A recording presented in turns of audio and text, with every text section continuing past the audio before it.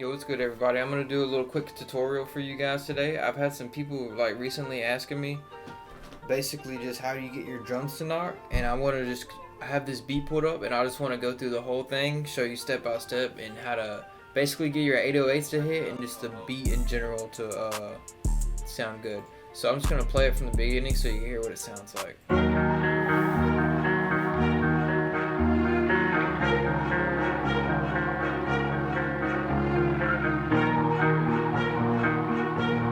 Turn it up, Coho.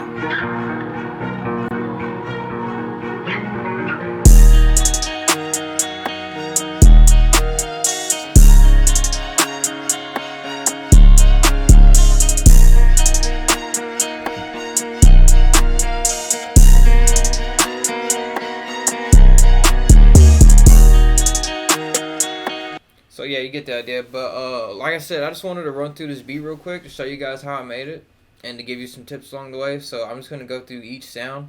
So I recorded my guitar, and this is what the first initial recording sounds like.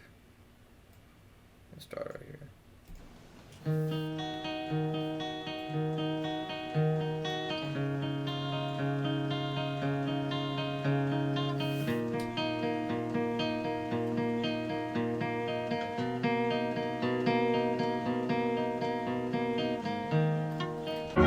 Alright, so once I recorded that, I added, I want to say, this layer on top of it.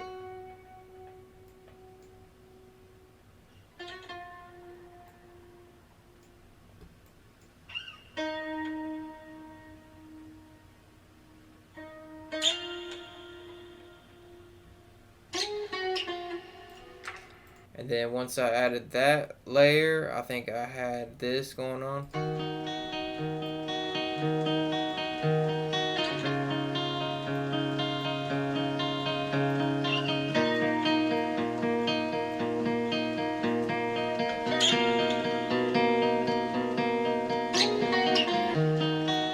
And so once I had that, I don't know if this violin made it in the final sample or not, but I did at one point add this violin, and it just sounds like this. Or no, it's my bad. It sounds like this.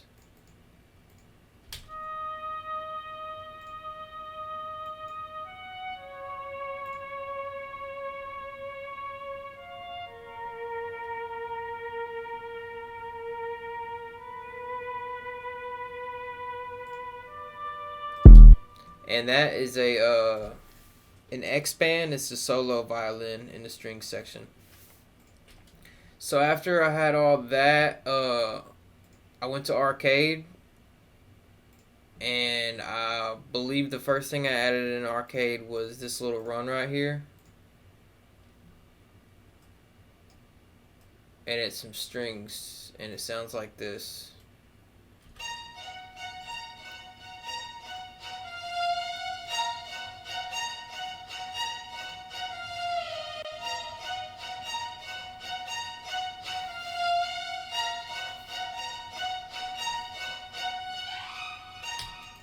Alright, so once I had that, the last thing I added was a vocal that's in the background that it's hard to hear, but if you really listen to it, you'll hear the vocal come out.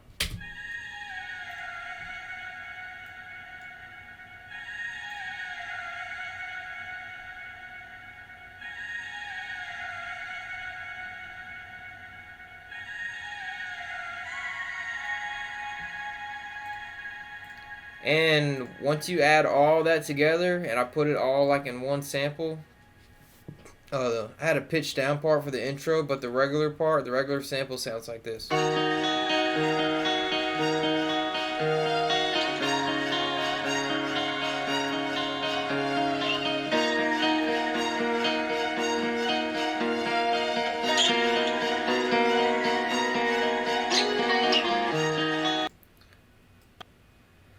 Now, and that's pretty much it for the melodies. I'll start running you through the drums. So,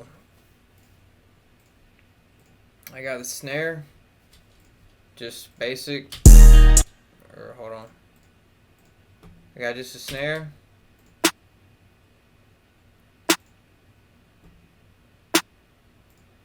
Then I layered it with a clap.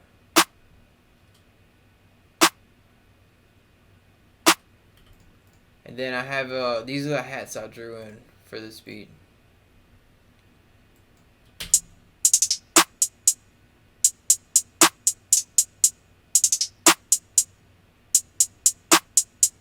They're pretty simple, and they like have space. See these little gaps?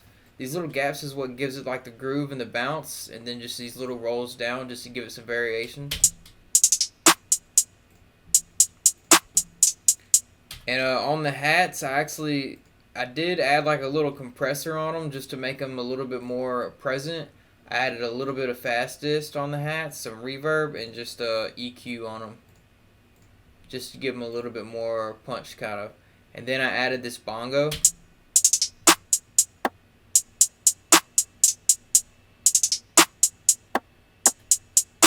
And I also added the open hat.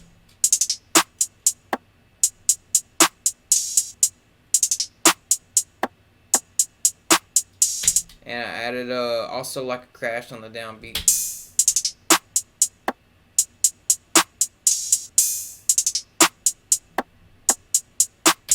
And then for the 808, I basically just followed the same chord progression that I made with my guitar.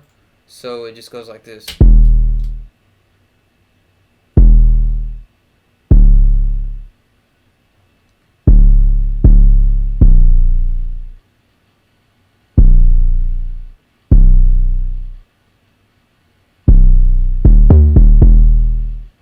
This little part at the end, I jumped up an octave. So all the drums together sound like this.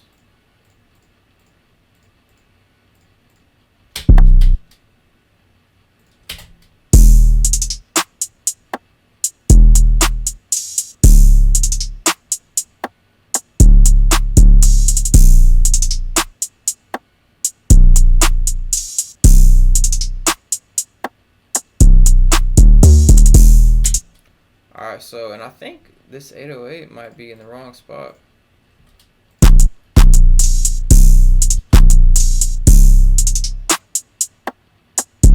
Maybe not. Hold on.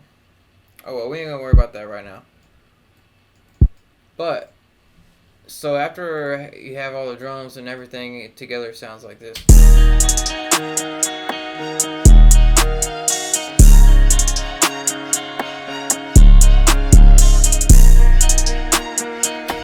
So I put the 808 in mono, and I added an EQ to the 808 to take out some of the low end, and another EQ just to barely take out some of this low end right here. That's literally the only thing I did to the 808. A lot of people are asking me, how did I get the 808 to hit in this beat? But those are the only things I have on it, is those EQs. And then maybe over here I just came and shortened it, and I boosted it a little bit right here, and then over here in its own mixer track, it's hitting pretty high, like under 6 dB.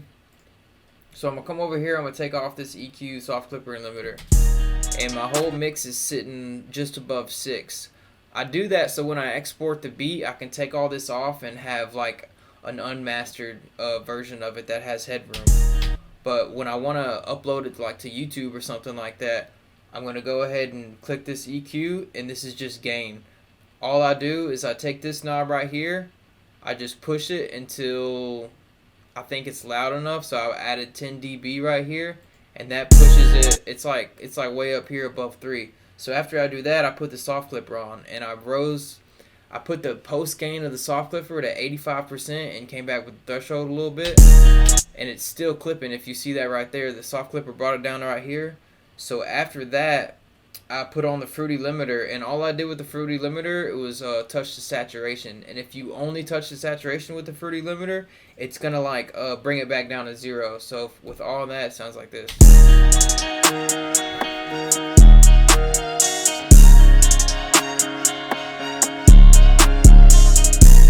And then the only other thing I did was I took to the master EQ right here, I raised some of the highs, and I dipped down this low end just a tiny bit. And the reason that I cut out some low end on the 808 and then right here is because I'm pushing the 808 really loud. I want it to stand out, but if I do that too much with too much low end, certain systems, certain like speakers aren't going to translate well. The bass is going to be too heavy. So if you cut a little bit of the low end out, you can push the 808 harder, and you can get those higher frequencies to register.